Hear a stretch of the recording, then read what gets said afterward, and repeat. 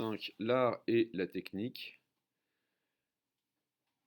Et la question que nous allons aborder à présent est la suivante. Faut-il associer le beau et l'utile? Faut-il associer le beau et l'utile? Raté. Je vous laisse, pendant que je rédige la petite missive à la destination de la vie scolaire pour Marwan, je vous laisse 5 minutes pour essayer de définir de votre côté ce que c'est que l'utile, l'utilité, oui, et ce que c'est que le beau, ce que c'est que la beauté. Vous n'avez pas plus petit? Parce que là, on va bousiller C'est tout ce que j'ai. une copie double. C'est un peu En fait, j'ai même pas. c'est radical. Alors, je sous-signé. Non, tirez-vous, Marwan. Non, mais sans rigoler, je vais devoir supprimer la vidéo. J'ai pas le droit de vous filmer. Vous êtes majeur ou pas? Ouais. Bon, ça va. Je vous ai mon autorisation, ça va. Augustin, dites-moi, Henri-Georges, ne passez pas derrière la caméra. Ouais, c'est où derrière? Bah, Encore réfléchissez. mieux, Là, passez par là, quoi. Où la caméra? Bah, elle est là, c'est ma webcam. Ah, mais c'est bon, c'était juste pour te donner ça. Ah, merci, c'est très gentil, Henri-Georges. Parce que Excusez-moi de vous ça avoir va, engueulé. et du coup, bah, C'est très gentil. Je recule. Henri-Georges Live ce matin. Attendez, votre truc est mort. Il est à sec. Ouais. Anne-Olympe, pourriez-vous me prêter un bic, s'il vous plaît? Non, je n'ai pas dit que j'ai fait autre chose, Je préférerais. Ouais, merci beaucoup. Alexis, C'est une aventure, cette affaire. où est ton Merci. truc? Il est mort. Hop. Je sous-signais. Niais. Un beau gosse. Le gros sac que vous avez? Bah ouais, je récupère toutes les copies de bac blanc des séries générales aujourd'hui. Je sous-signe Antoine Dumont, professeur de philosophie. Et nous, c'est demain, non? Certifie la présence en temps et en heure. Certifie.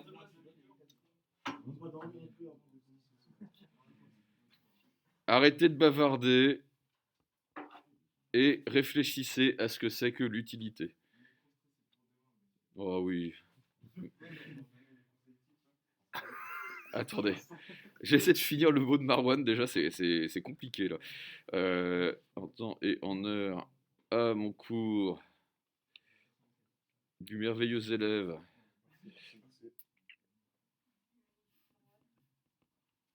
De Marwan le magnifique. Marwan, alors, votre nom de famille? N-E-C-B-A. Et votre classe, excusez-moi. TSTI 2D1. Le 23 03 21 à 8h05. Tiens, tenez, je vous laisse découper. Ouais, merci. Je rends le bic. Merci beaucoup. Une belle réflexion, monsieur. Non, pas vraiment, mais on fait avec. Ok. Alors, qu'est-ce que c'est que l'utilité? Ouais, Marwan, vous êtes sûr? Merci, Augustin. D'accord, ok. Autre chose qui ne soit pas une blague. Ouais. Alors un truc, non. Est-ce que l'utilité, c'est une chose? Chut. Est-ce que l'utilité est une chose? Enlevez vos capuches. Henri-Georges, pareil, voilà.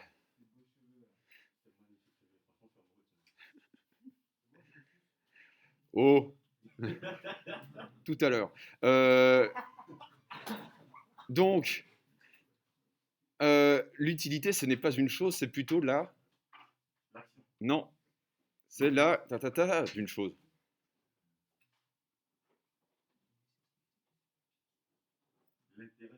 Ouais, la qualité d'une chose. Ok.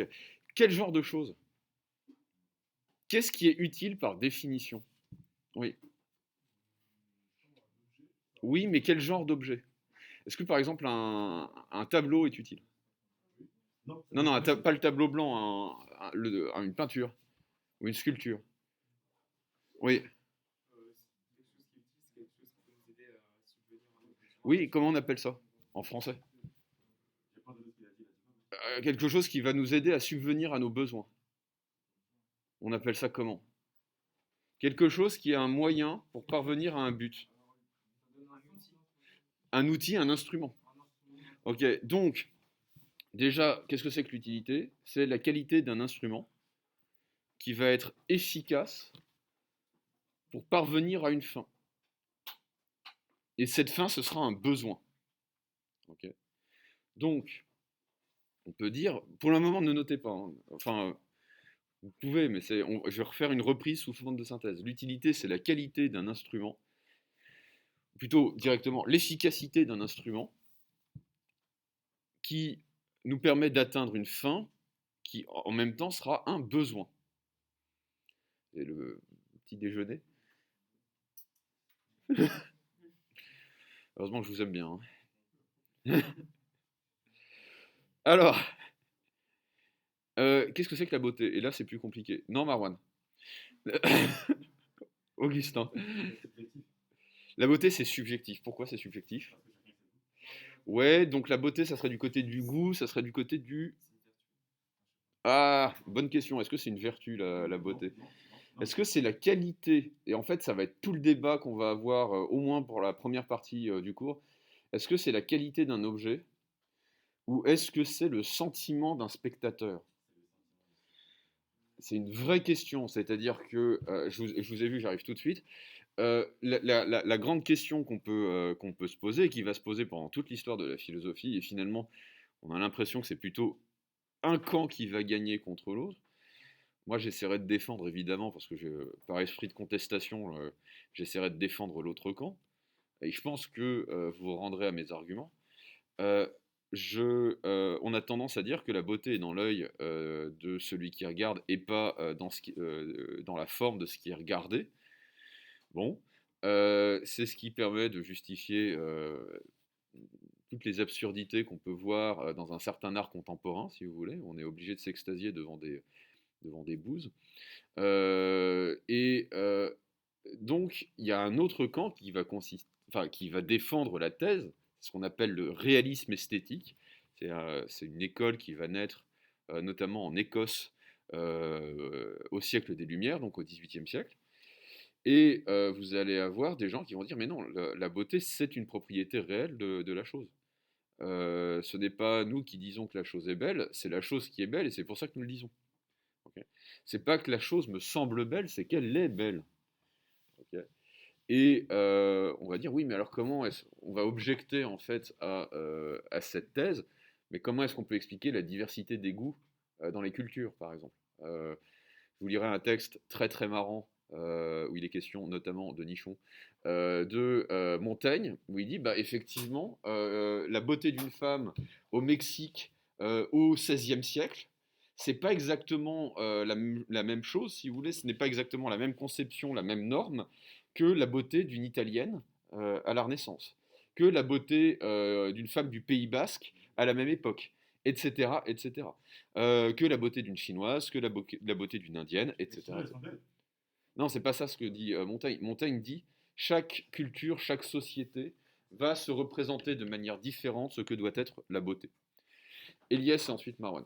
Moi, je pense que par rapport à la beauté, c'est subjectif aussi. Ça dépend de la façon dont on a été éduqué, Oui, de la façon de notre vécu aussi. Ça peut dépendre de notre bien vécu. sûr. Si on a vécu des bonnes choses, des mauvaises choses, Oui, oui. ça peut changer notre façon de penser, C'est- notre façon de voir les choses dans la vie. Oui, même la beauté. Bah, ça peut dépendre. Mais non, Oui. plutôt, vu que c'est quelque chose qu'on aime. Maintenant, Ouais, non, mais les sentiments, alors, ils dépendent de notre vécu. Nos sentiments dépendent de notre vécu. Ça veut dire que il y a plusieurs choses dans ce que vous dites, plusieurs choses qui sont intéressantes. Il est certain que nos goûts sont forgés par l'éducation. Cela étant dit, deux enfants, on pourrait dire deux jumeaux identiques qui vont recevoir la même éducation, n'auront pas forcément les mêmes goûts. Donc en fait, euh, tout phénomène est complexe, c'est-à-dire qu'il y a toujours au moins deux facteurs qui entrent en jeu. Et dans le domaine du goût, on pourrait dire il y a au moins le facteur de l'éducation, de la société, du milieu dans lequel on vit, de l'époque dans laquelle on vit, de la culture dans laquelle on vit. Ok, donc ce sont des facteurs externes. Et puis il y a le facteur de la personnalité aussi. Nous ne sommes pas les. J'arrive tout de suite, Marwan. Euh, Il y a ce premier point. Il y a un autre point que vous soulevez, c'est la question peut-être de la différence entre le goût qui serait une attirance et le goût qui serait simplement de l'admiration pour un certain type de beauté. Je fais la différence parce que il va y avoir un auteur, peut-être l'auteur le plus célèbre, l'auteur français le plus célèbre de la modernité, qui est René Descartes, qui va parler dans une lettre, donc on est dans les années 1650, euh, peut-être même un peu plus tôt que ça, qui va parler dans une lettre du goût qu'il a pour quelque chose d'assez étonnant, les personnes qui louchent. Et pourquoi dit-il? Parce que quand il était petit, il a été très ami avec une petite fille qui était très gentille avec lui, qui louchait. Et depuis lors, en fait, il a de la sympathie, il a de l'empathie pour toutes les personnes qui louchent, parce qu'il associe inconsciemment, en fait, dans son esprit et dans son imagination, les vertus de cette petite fille à toutes les personnes qui vont présenter le même défaut dans la vue. Et donc, on peut se dire, bah oui, chaque homme finit par avoir son type de femme, chaque femme finit par avoir son type d'homme, et ça, d'une certaine manière, ça va être forgé par le vécu, comme vous dites, par l'expérience. Euh, mais est-ce que c'est la même chose d'être attiré par euh, un certain type de physique, on va dire, et de reconnaître, de pouvoir reconnaître la beauté de quelque chose, même si ça ne nous plaît pas. Je vais vous donner un exemple. Il y a des films de réalisateurs qui m'ennuient profondément, mais ça ne va pas m'empêcher, donc je ne vais pas me ruer, si vous voulez, sur ces films spontanément, mais ça ne m'empêche pas de reconnaître leur immense beauté. Leur immense beauté. Il y a plein de choses qui nous plaisent, alors que, objectivement, on pourrait dire ce n'est pas beau. Euh, Moi, j'aime bien le McDo, si vous voulez. Je sais que ce n'est pas bon, mais simplement, j'ai du plaisir à bouffer mon Big Mac menu Maxi Best-of avec les potatoes et la sauce Creamy Deluxe. C'est comme ça. Hein. Hein. Chacun, tous les goûts sont dans la nature, Marwan. Le problème, si vous voulez, c'est que on peut très bien distinguer ce qui est plaisant et ce qui est beau, ou en l'occurrence ce qui est bon gustativement. Mais typiquement, on peut très bien être plus sensible à l'architecture gothique ou à l'architecture romane. On peut être plus sensible à la civilisation égyptienne qu'à la civilisation romaine, et pourtant reconnaître la grande beauté de la civilisation romaine ou la grande beauté de certaines églises romanes. C'est pas du tout incompatible, en fait, de ne pas être attiré par certaines choses et d'en reconnaître néanmoins la beauté. Alors il y avait Eliès, il y avait Marwan aussi. Je sais pas si je vous ai complètement paumé. Il y avait Marwan alors.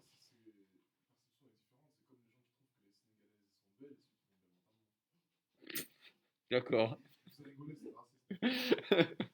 Non, mais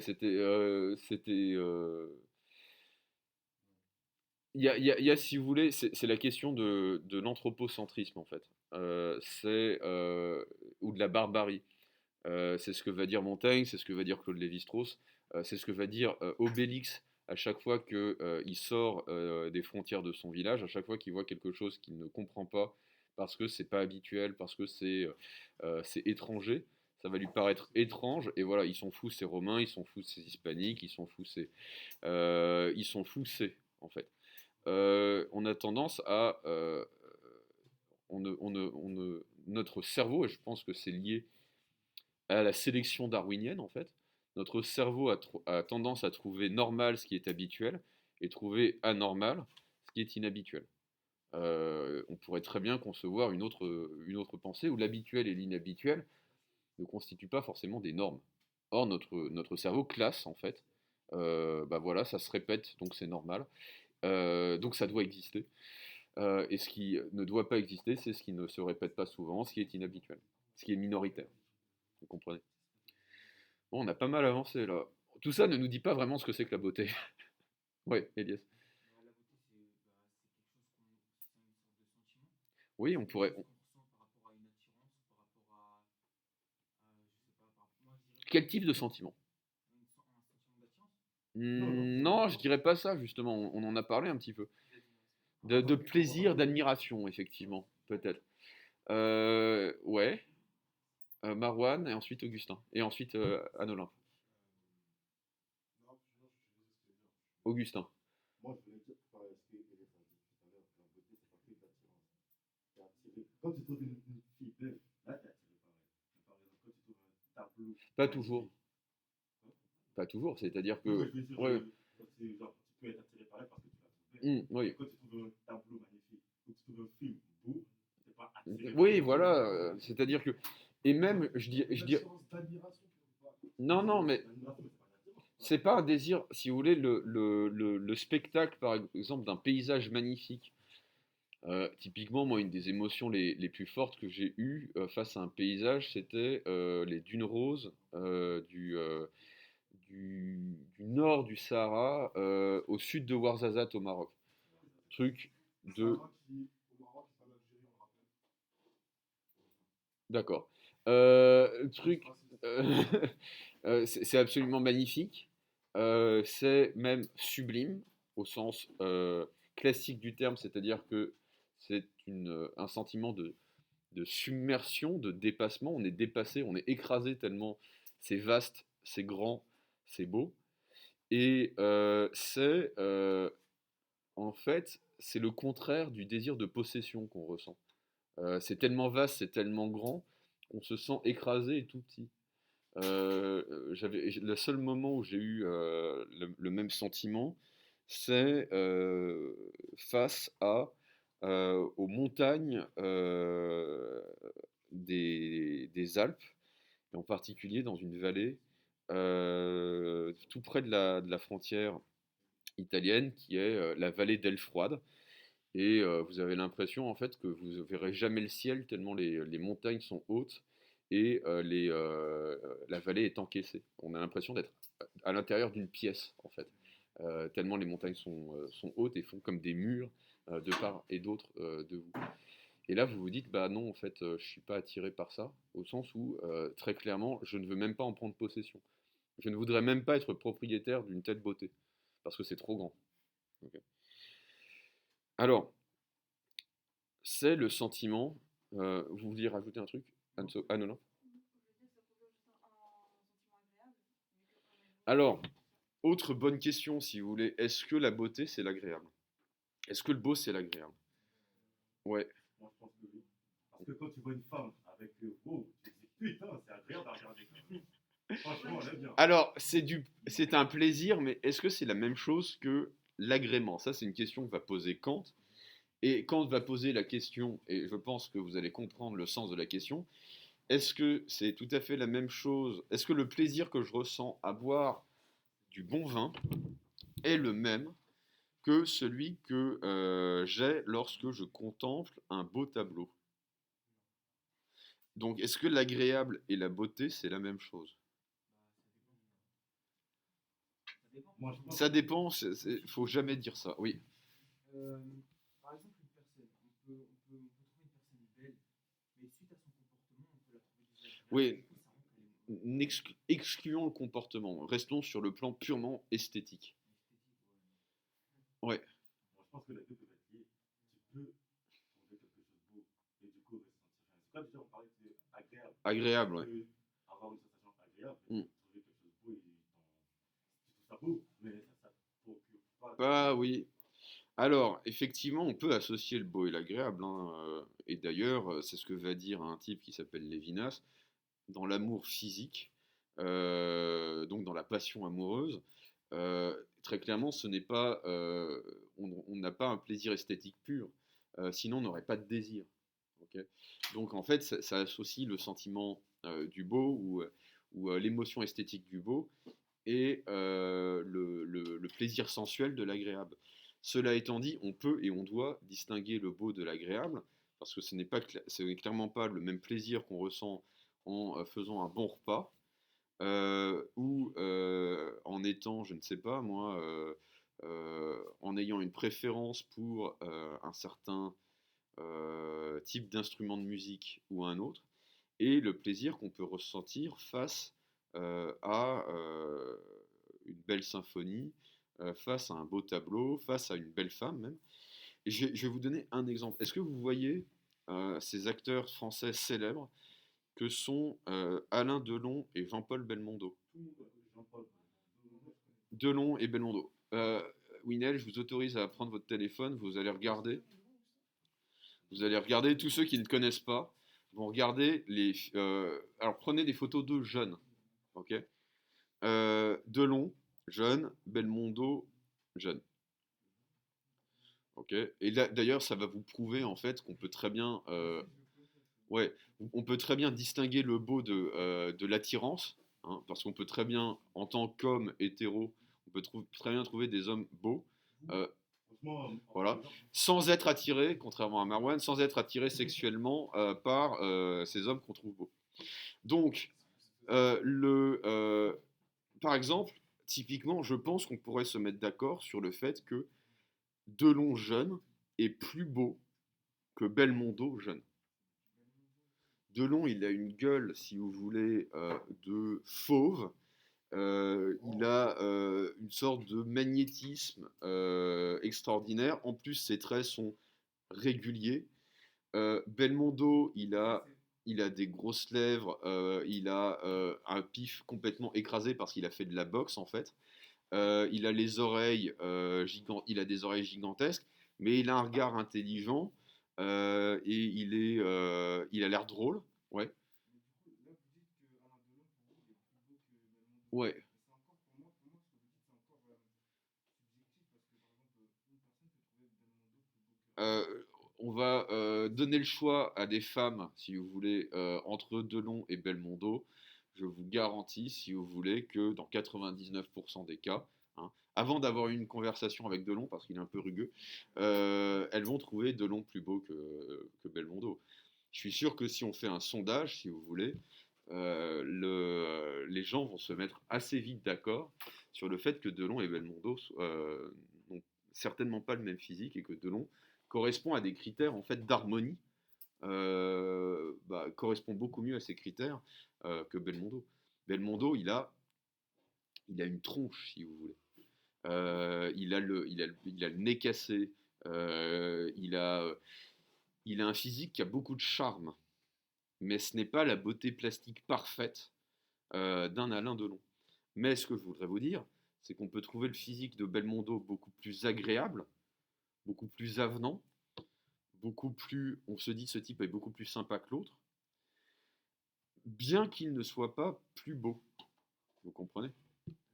Elias, et ensuite Marwan. Mais monsieur, dans ce cas-là, le charisme, on peut dire que ça peut rentrer dans la beauté aussi.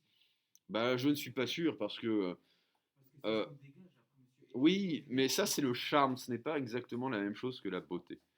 Il y a des centaines de milliers d'acteurs qui arrivent à Hollywood qui ont le physique de Ken.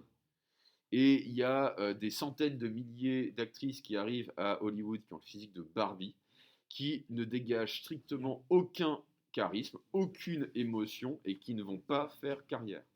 Oui, mais ça veut dire que moi, je pense que la beauté, ça se joue aussi par rapport aux émotions, par rapport à ce qu'on ressent en voyant cette personne-là. Parce que on peut trouver une personne belle, mais ça revient en même temps. Oui, oui, mais vous voyez, il y a des types qui ne sont pas beaux et qui ont un charisme. Oui, mais ça fait qu'en quelque sorte, il y a des Oui, personnes c'est comme si, d'une certaine manière, oui, je comprends ce que vous voulez dire. C'est une sorte de rayonnement intérieur, si vous voulez, qui va. Mais est-ce que c'est justement explicitement de la beauté, ou est-ce qu'il faut dire que c'est autre chose en fait? bah, pour moi, on peut considérer ça dans la beauté parce que ça se complète en quelque sorte. Ça se complète, mais si ça se complète, c'est donc que c'est pas la même chose. Vous comprenez? C'est de la logique pure, hein. Oui, ça. Marwan et ensuite Augustin. j'avais réalisé que vous avez dit que Belmondo était moche parce qu'il avait Je dis pas ça, j'ai pas dit qu'il était moche, j'ai dit qu'il était moins beau. Moins beau parce qu'il a des nez écrasés et des grosses lèvres. Parce que vous êtes que vous n'avez pas les Oh, noirs. Marwan. Ah, non, c'est grave, monsieur. Non, mais ce que je veux dire, c'est que pour un physique, si vous voulez, où vous allez devoir vendre des parfums, par exemple, sérieusement, vous choisissez qui?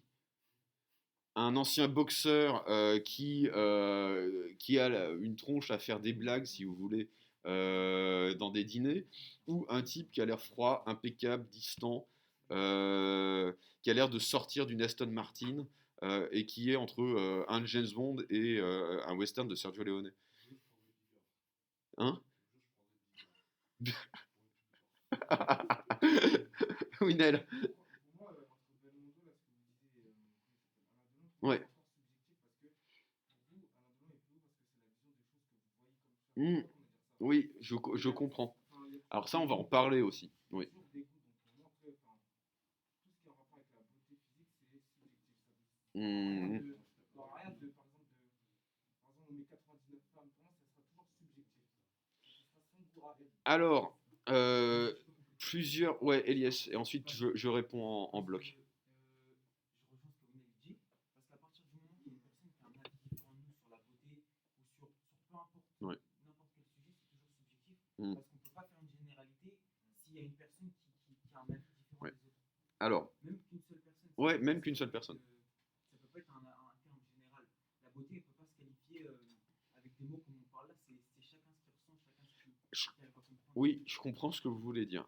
Anne Olympe? Aussi, on est influencé, on nous impose des critères de beauté. Bien sûr. Message. Bien sûr. La question est de savoir si ces critères de beauté sont purement arbitraires ou s'ils répondent à des normes, ou s'ils ont des raisons d'exister. Ok.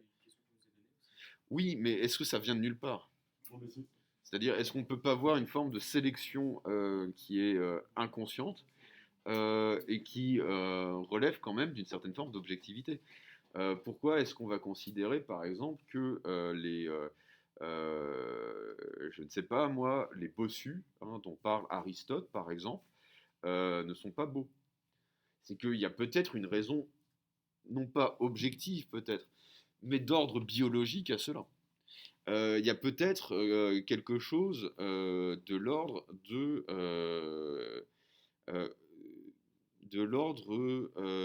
du naturel. Je mets des guillemets à naturel, mais en tout cas de ce qui ne relève pas de la pure subjectivité ou du pur arbitraire individuel. C'est certain. Mais c'est pas non plus, on va dire, une norme collective culturelle. 2 petites secondes, Augustin. Je réponds à Elias et à Winel. Je suis parfaitement d'accord avec vous, avec l'idée que les goûts peuvent varier d'un individu à l'autre.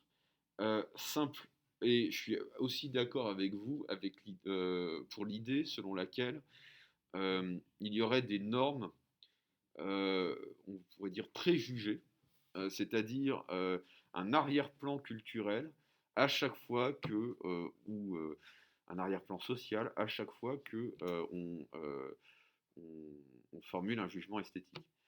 Euh, alors, ce qui est intéressant dans le cas de Belmondo et Delon, c'est que Belmondo, il vient d'une famille bourgeoise, il va jouer souvent que des prolos, que des marginaux, et Delon vient vraiment, c'est un petit voyou à la base.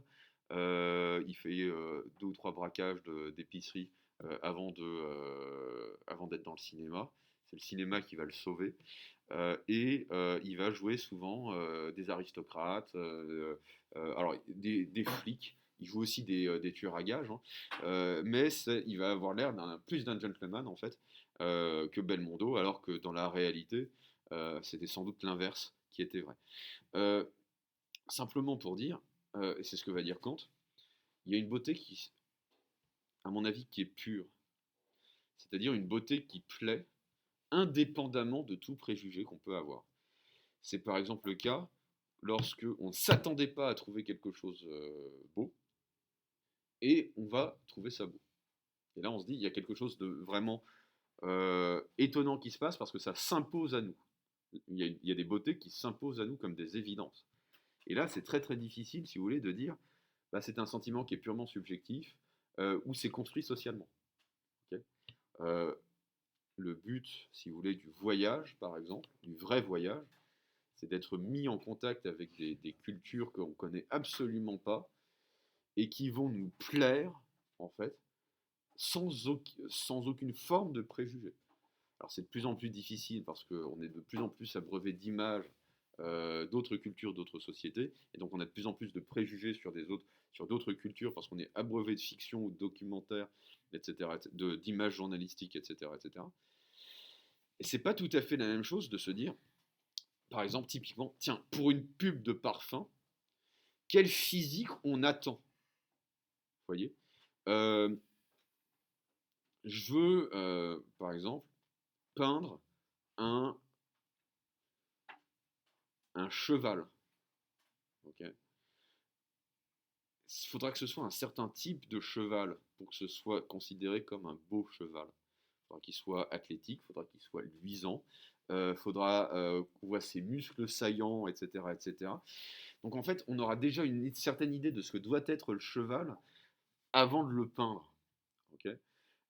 Typiquement, pour les pubs de couche-culotte ou des trucs comme ça, on a l'image de ce que c'est qu'un beau bébé. Ok. Et on cherchera en fait des physiques, hein, dans la pub on fait ça, qui colleront à l'image, aux préjugés en fait qu'on aura sur ce que ça doit être un beau bébé, tout simplement pour vendre des paquets de lessive, ou plutôt des paquets de couche-culottes. Vous voyez? Donc en fait, il y a des beautés qui s'imposent à nous sans préjugés, et des beautés en fait qu'on va juger à l'aune de leur conformité avec nos préjugés. Augustin. Moi, je voudrais revenir sur, quand vous avez dit que la beauté, c'est éphémère. Les critères de beauté, c'est éphémère, un truc comme ça. C'est temporaire. Non, ça varie culturellement, Ok. effectivement. Mais moi, j'avais fait des recherches sur ce sujet, genre, j'ai vraiment fait des recherches dessus. Et comment dire, ben, moi, pour moi, avec ce que je veux dire là, la beauté ne peut être que subjective. Dans les années 50, en France, Mm. les critères de beauté, c'était pas le même qu'aujourd'hui. Dans les années 50 en France, j'ai vraiment fait des recherches sur ce sujet. Les critères de beauté, c'était des critères de beauté, comment dire, une femme maigre, une mince, et avec une assez forte poitrine. C'était ça les critères de beauté. Genre, les hommes, ils aimaient les femmes qui étaient maigres, avec une forte poitrine. Maigre, je dirais pas. La beauté des années 50, c'est typiquement Marilyn Monroe. Ouais, Mais Marilyn Monroe, elle n'est pas maigre, hein. c'est le nom que je cherchais.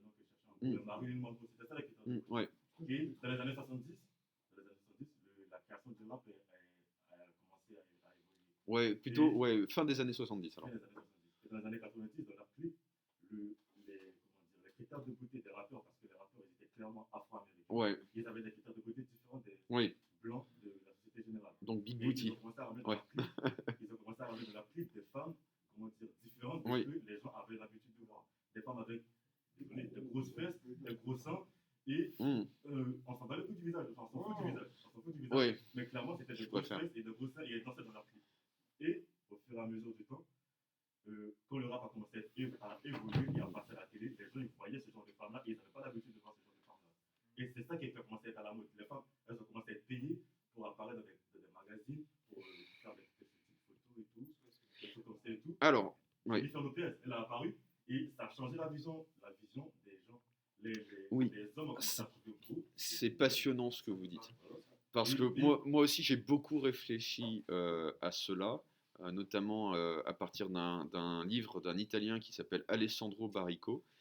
Et la question en fait que vous posez, c'est celle du métissage culturel qui va avoir un impact sur notre représentation culturelle de la beauté.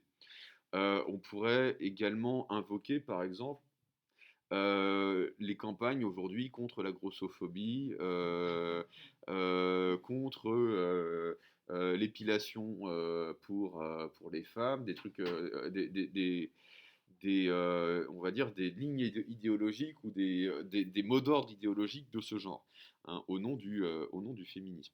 Alors ce qu'explique Baricco dans cet ouvrage, qui est clairement, qui va clairement pas être populaire auprès des bonnes âmes de gauche, c'est que la revendication en fait de l'équivalence culturelle, du relativisme culturel, je ne sais pas si c'est l'intention, mais en tout cas c'est la conséquence, ça va avoir pour effet, dans la société de consommation, de multiplier les marchés.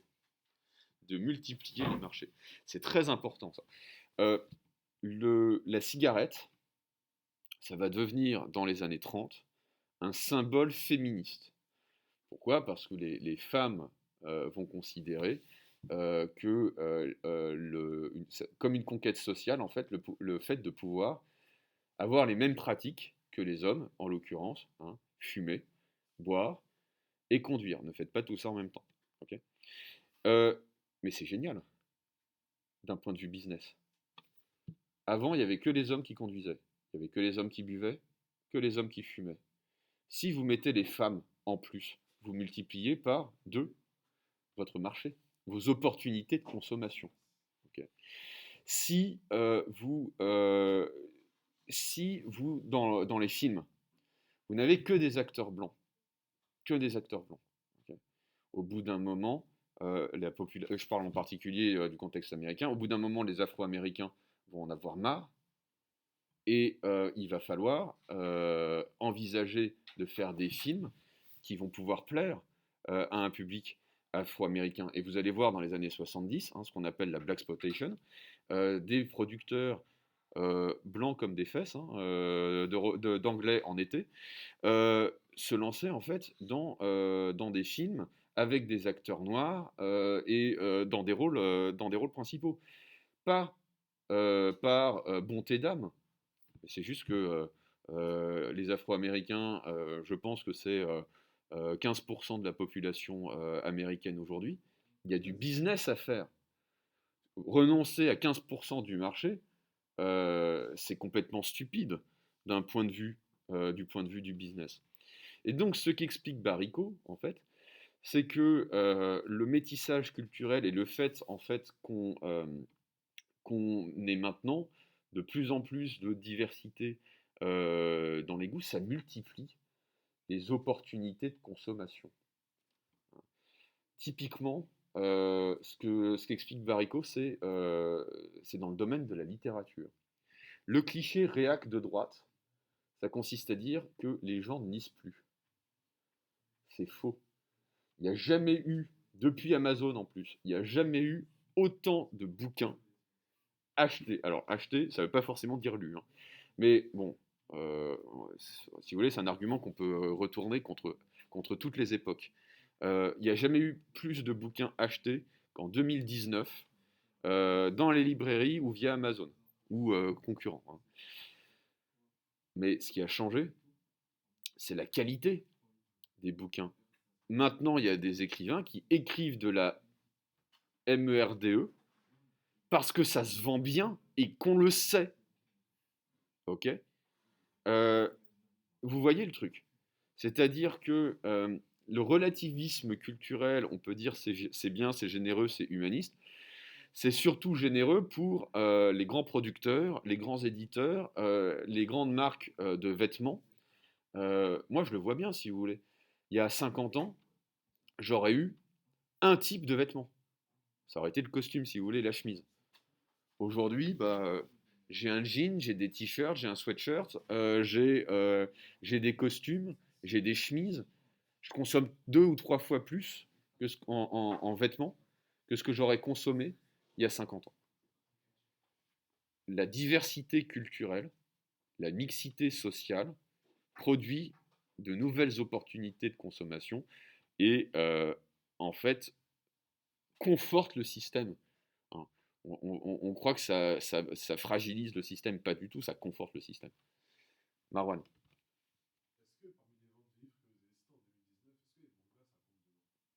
Très clairement, oui. Très clairement, oui. Mais je pense surtout à toutes ces espèces de fictions pour mémères frustrées, là, type 50 Shades of Grey, Twilight, ce genre de truc. Ça, c'est absolument hallucinant. D'ailleurs, je serais curieux en fait de savoir quelle est la moyenne d'âge. Ça aussi, c'est dingue. Euh, Vous voyez ce que c'est? Il y a des marques de fringues, si vous voulez, et je pense notamment à Comptoir des Cotonniers, qui, dans le marketing, c'est mère et fille. Ok. La fille va acheter une fringue accompagnée de sa mère dans un magasin. Et en fait, le but de la marque, c'est que la mère fasse un achat, soit poussée à la consommation en accompagnant sa fille dans un magasin. Bah, si vous voulez, c'est génial comme idée de business. Ça veut dire x2 en fait, en termes de profit. Voire x3 parce qu'on peut soupçonner que la mère consommera beaucoup plus pour elle que pour sa fille. Hein. Euh, c'est dingue parce que ça permet en fait. Moi, je vois énormément. Ma mère habite dans le 6e arrondissement de Paris, donc un quartier plutôt friqué. Hein? Non, le contraire. Euh, c'est, et vous voyez des femmes, si vous voulez, qui ont largement dépassé l'âge où elles devraient s'habiller comme des gamines, s'habiller comme des gamines. Et par ailleurs, dans certaines occasions, elles ne s'habillent pas comme des gamines. Résultat des courses, elles ont multiplié par 2 ou par 3 le dressing qu'elles devraient avoir. On engage des gens et te dit, non, mais bon, bref, c'est pas le sujet, mais voilà. Non, c'est pas le sujet, effectivement. C'est pas le sujet, Orion. Mais globalement, moi, je suis en train, parce que je m'ennuie un petit peu en ce moment, je suis en train de revoir les James Bond, et c'est fascinant de voir que dans les années, enfin, moi, si vous voulez, c'est le truc qui me fait le plus rigoler dans les James Bond, mais même dans les années 70, où James Bond changeait de fringue quasiment 2 fois par jour, là, vous prenez les James Bond avec Daniel Craig, il en change 4 ou 5 fois dans la même journée. Hein. Et c'est absolument dingue, hein, notamment dans le dernier, si vous voulez. Il arrive à Tanger, il a un blouson en daim, un pantalon beige et une chemise. Il prend le train, il a un smoking blanc impeccablement repassé. Il descend du train, il a un costard beige. Il prend la voiture, on le met 5 minutes dans une chambre, il ressort avec un costard bleu rayé. Il se fait torturer, il a encore changé de fringue, le gars. Le gars se change pour se faire torturer. C'est une métaphore, une allégorie de la société de consommation où on multiplie les occasions de consommer, hein, y compris juste avant de se faire torturer. Hein. Il faut que j'ai le fut qui aille parfaitement avec le polo, sinon ça peut pas aller cette affaire. Okay. Et là, vous voyez peut-être on va dire la porosité entre l'agréable et le beau, c'est qu'on va considérer comme beau ce qui nous plaît. C'est pas tout à fait la même chose.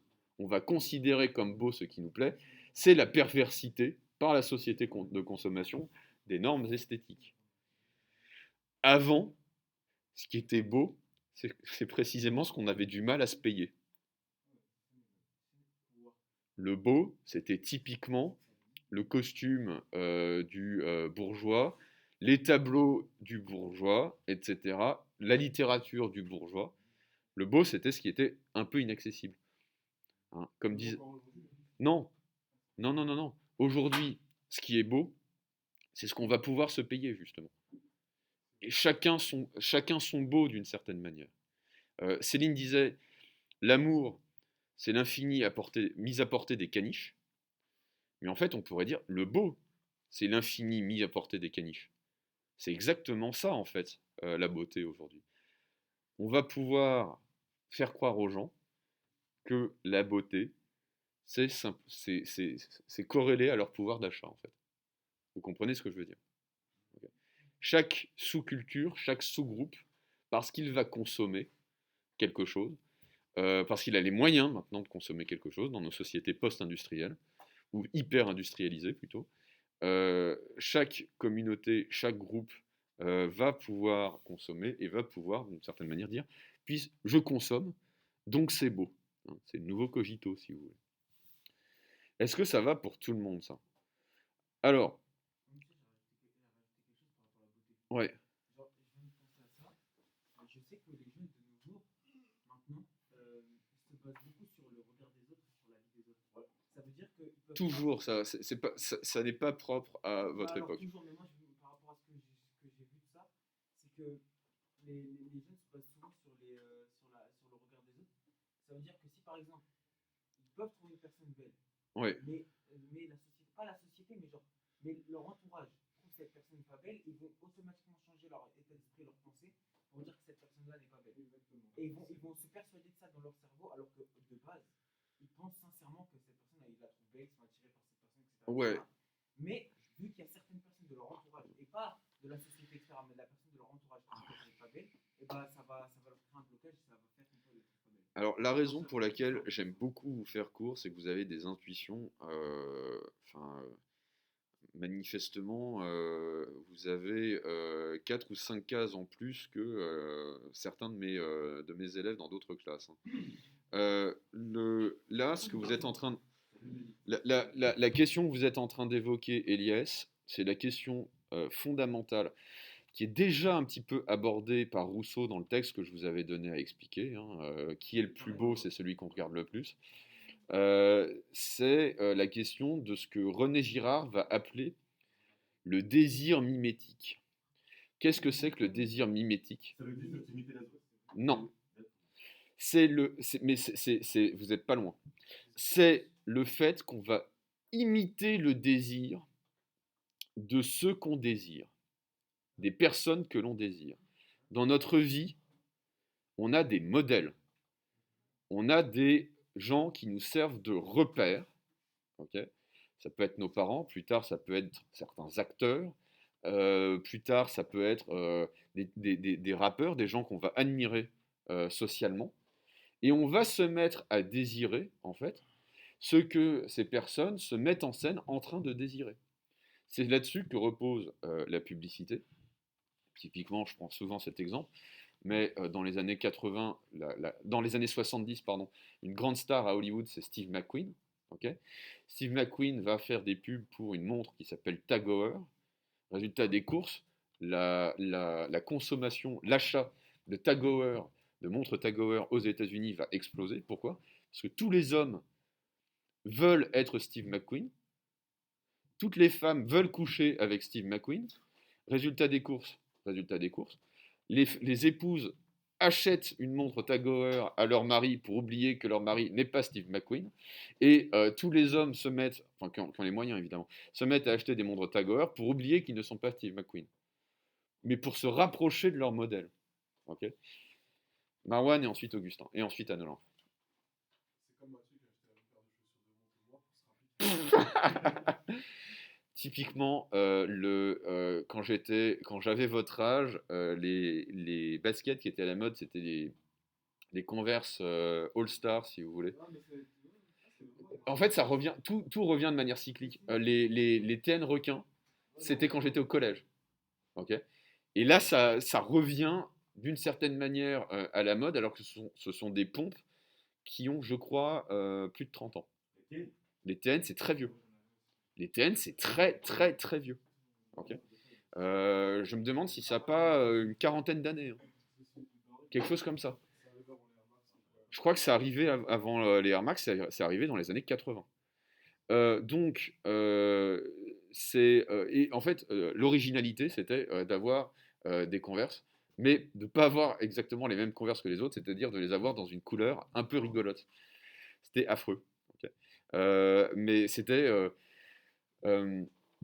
si vous voulez, je suis en train de regarder une série qui est absolument géniale sur Netflix qui s'appelle Derry Girls. C'est sur un collège ou un lycée de jeunes filles en Irlande du Nord. Donc c'est des catholiques, si vous voulez, en terre protestante. Donc c'est un peu tendu. Et au premier épisode, première minute d'un épisode, du premier épisode, c'est ces gamines qui décident d'être hyper originales. Donc en fait, en Irlande, c'est l'uniforme. Qu'est-ce qu'elles vont faire pour être hyper originales? Mettre un blouson en jean, et elles vont toutes mettre le même blouson en jean en fait, pour être vraiment des individus à part entière. Donc elles vont mettre en fait un autre uniforme. Donc en fait voilà, je pense que j'ai répondu à votre remarque. Alors il y avait Augustin, Anne Olympe. On va essayer de prendre toutes vos questions. Moi, je voulais revenir sur ce que vous avez dit sur le Mimétisme, oui. Le désir mimétique. Mimésis, ça veut dire imitation. Moi, comment dire, je peux dire que c'est complètement véridique parce que j'ai connu ça. Mm. Quand j'étais en Côte d'Ivoire, je vivais avec mon grand cousin. Je ne sais pas comment dire, mais c'était l'admiration totale Oui, envers lui. bien sûr. Et je me persuadé que j'aimais tout ce que lui, il aimait. C'est goût féminin, j'étais persuadé que j'aimais ça. Hmm. Il trompait ses meufs. Je me suis persuadé que pour être Un homme, alpha, un il vrai. fallait que je Voilà, trompe ouais, toutes ouais, les ouais, meufs bien avec sûr. qui je sortais. Franchement, j'étais à fond, je voulais. Non, mais bien sûr. Je voulais totalement être comme lui. Bien sûr, Je la suis pub. arrivé en France, j'ai vu qu'en fait, mais j'ai pas les mêmes goûts que lui et j'ai pas les mêmes, la même personnalité Ouais, que ouais. lui en fait. Moi, j'ai pas envie de tromper mes meufs. Mais quand j'étais petit, j'étais persuadé que c'est ce que je voulais faire. Bien sûr. Alors, juste un point, et ensuite je donne la parole à Anne Olympe. Juste un point. Il y a un type qui s'appelle. Mince, comment il s'appelle? Alors, ça va me revenir.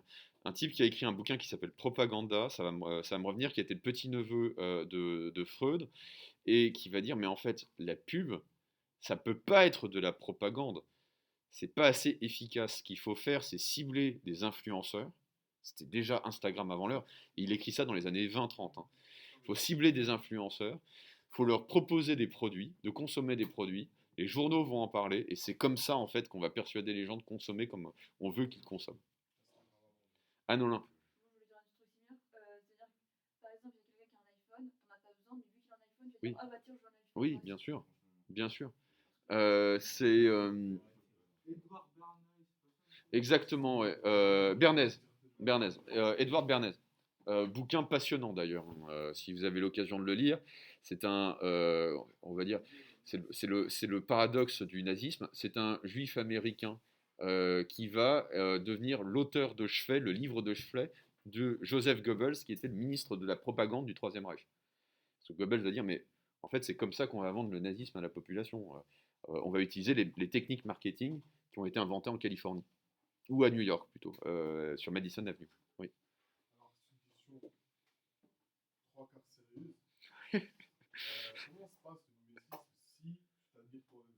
Genre, si Ouais. l'objet d'admiration, c'est toi-même. Alors déjà, socialement, c'est très très rare. C'est-à-dire des gens qui... mais ça veut dire que vous avez une certaine indépendance, très clairement.